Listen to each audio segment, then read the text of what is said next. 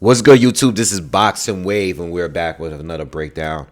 We're getting closer and closer to the day of reckoning. Huge monster card, and I will be doing live commentary all day for the entire card. All right, so be here for Saturday for that card. I already did two breakdowns: Anthony Joshua against Otto Wallin, also Deontay Wilder against Joseph Parker. Those breakdowns are done. Be sure to check those out. This fight here between Daniel Dubois and Jarrell Miller is definitely the hardest probably in the entire card for me, at least for me. I've done way too much film study. You know what I mean? It's like one of those things where the fight gets announced, you have an idea in your head who's going to win the fight, and then you start doing something like, I don't have that much time.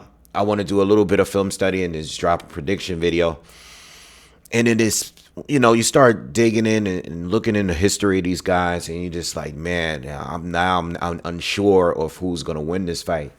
And I'm going to tell you, Rod, first off, this is a 10-rounder. This is not a 12-rounder, okay? So I think that is also a big key here, because Daniel Dubois and his two losses that he's had, they were both 12-round fights. Now, even though he was stopped in the 9th and 10th rounds of those fights, it does show something there that even though Jarrell Miller is a high KO percentage fighter, Daniel Dubois is not a fighter that gets stopped early. You know what I mean? And not only that, but when you look at the wins and the resumes of both, right? I personally believe that Jarrell Miller beats everyone that Daniel Dubois has beaten.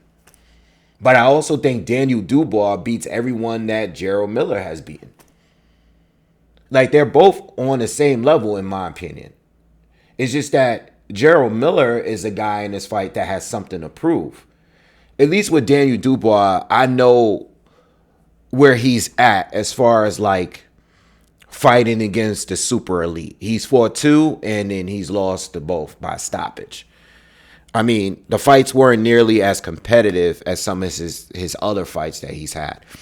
And I know his loss to Usyk is somewhat controversial because of the whole low blow thing. At the end of the day, he was still stopped. All right, he took a knee and he stayed down, just like he did against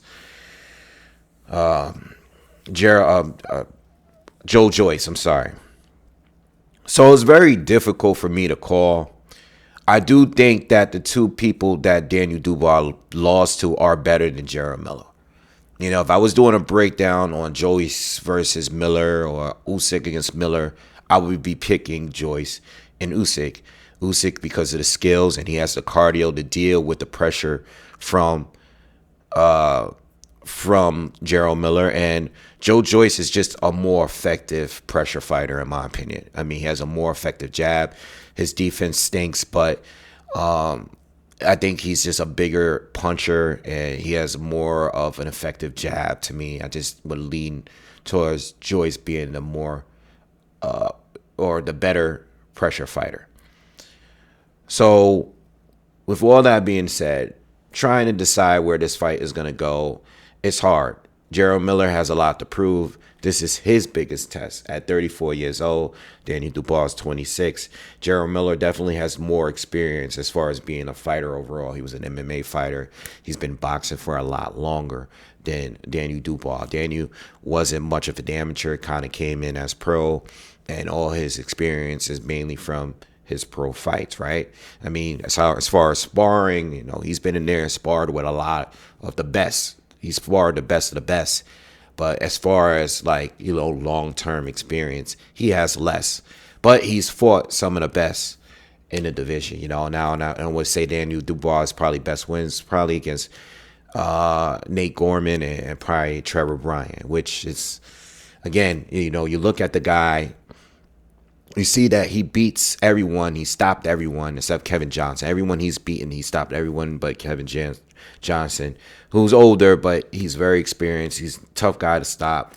Defensively, he was good. He knew how to survive. So that's understandable. But Dubois stopped everyone he fought very early. within 5 rounds. Nate Gorman went 5 with him.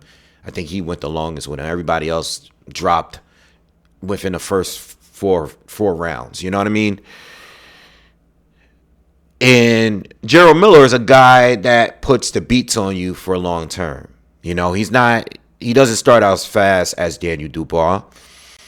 His game is just wearing you down, volume, just overwhelming you with volume. Doesn't sit down on all of his punches, but he's coming forward. He's bigger than you. He's attacking you. He's not letting a foot off his gas. While you're getting tired, his momentum is going up. The punches become harder later on in fights. Jarrell Miller is a very big man. He's over 300 pounds. Not the tallest guy, but he's very heavy. He's built like a linebacker. You know what I mean? And he's coming forward. He's using a lot of, arm blocks. He's blocking with his gloves. He's doing a little head movement. He'll bend at the waist a little bit. He'll slip some shots here and there. He probably moves his head even more than Daniel Dubois defensively. Like, I think it's kind of weird, but Daniel Dubois doesn't move his head at all. I think a lot of his defense involves him stepping in and out of range with his feet, taking a quick steps forward to attack and taking the quick steps out to avoid being countered. All right, but not much head movement there. If he's not blocking anything with his guard, he's usually getting hit with anything, So it's a tough fight to call, man, because I don't really know what Jarrell Miller can do at this level. And then, I have to go into it. Jarrell Miller went 4 years without fighting because he was suspended. He got popped. He popped twice. He popped against Anthony Joshua with 3 different banned substances, and he got popped after that. I think Top Rank tried to sign him, and he got popped again, like maybe 6 months or within a year after that. So he was out for a while, and he just got back. He came back, had a couple of fights. Then he fought Lucas Brown in his very last fight. Lucas Brown is probably in his 40s somewhere. And, Brown is a puncher. I know Brown recently stopped Junior Fogg. Brown has been in there with a lot of guys, but Brown is 40-something years old. And, Brown is in the area of being one of Jarrell Miller's best wins. He beat Gerald Washington. It was a good win. He stopped him. But, it's like the level of these two, the guys that they've beaten, are all roughly around the same level. I would pick them to beat all of the common opponents outside of Usyk and Joe Joyce, So it's tough to call. I think Daniel Dubois could win by stoppage if he's able to hurt Jarrell Miller early. If he's able to hurt Miller early, I think he's going to be at his strongest in the first 5 rounds. Okay? He's going to start out faster. He normally starts out fast. He likes to throw the 1-2. He has a pretty good left hook. But there's not much to his game. I don't look at him as being like a tactical fighter.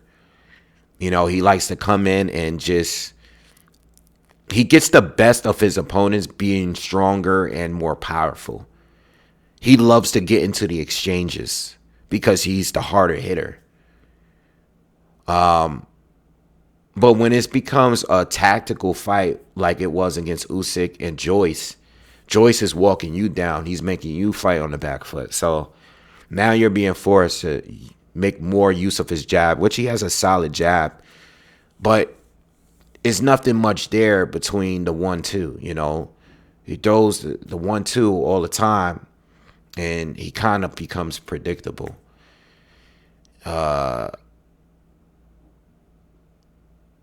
Miller, if he's able to come forward very early in this fight and start really putting the pressure on Dubois, by the second round, Dubois is going to have a long night.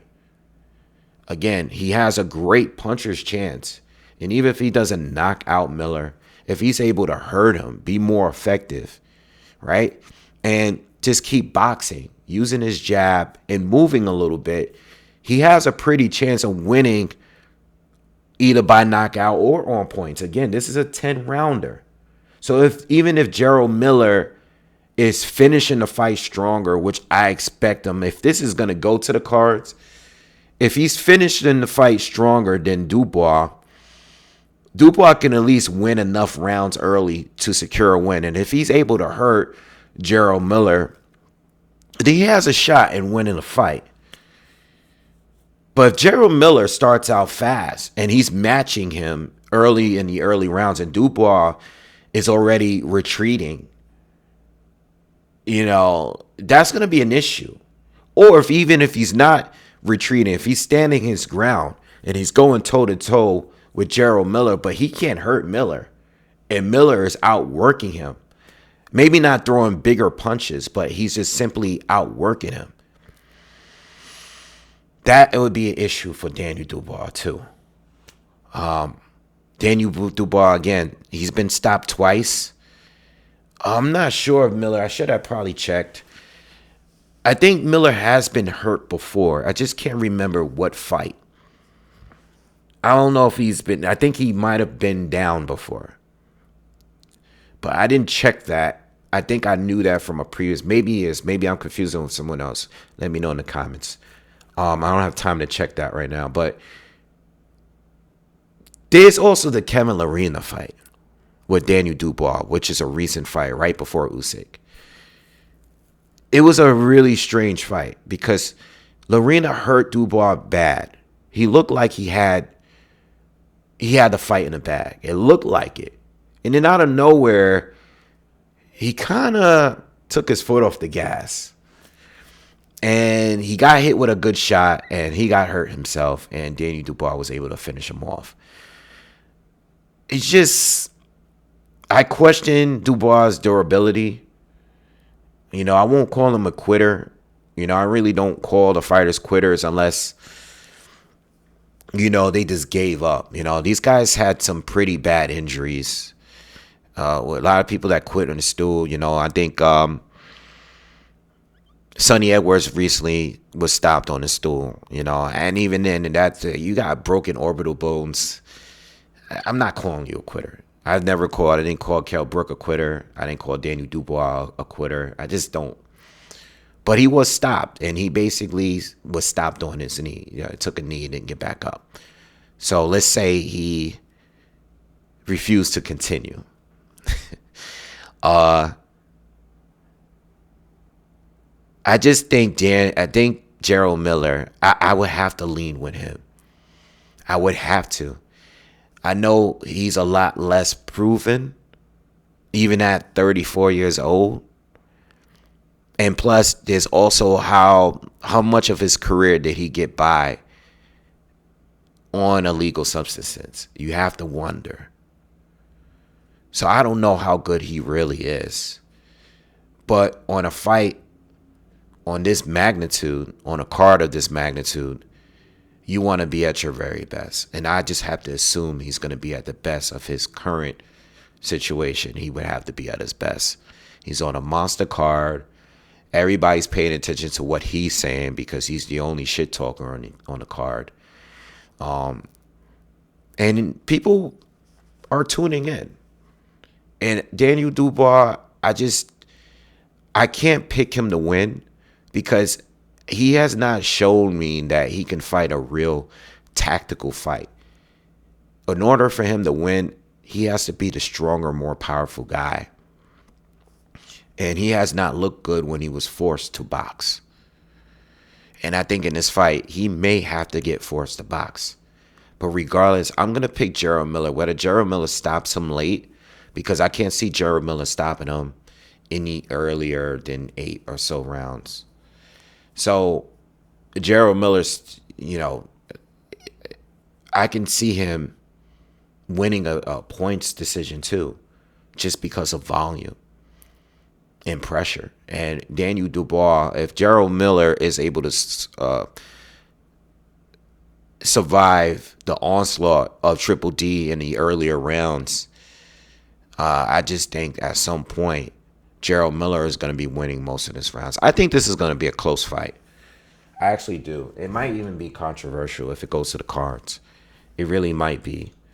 But I'm going to lean towards Jarrell Miller. I know Triple D is like a slight favorite.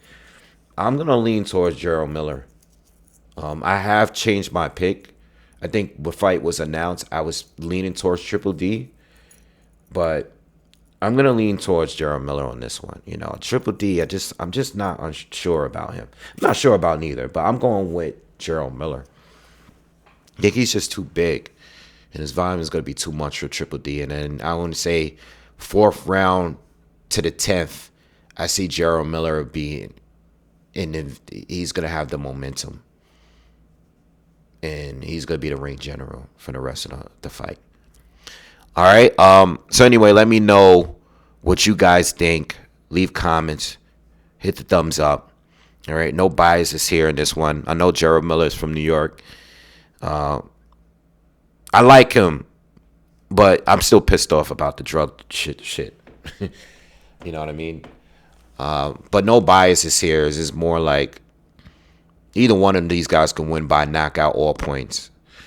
I think if this was a 12-rounder, I would be more confident in Miller winning if it were to go to a decision. But in a 10-rounder, I'm kind of unsure. It's 50-50.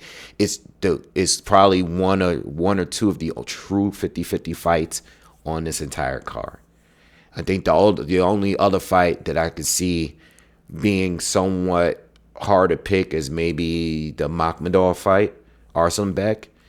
I think that fight is a little close too, but I think this fight is a true 50-50 fight. It could go either way.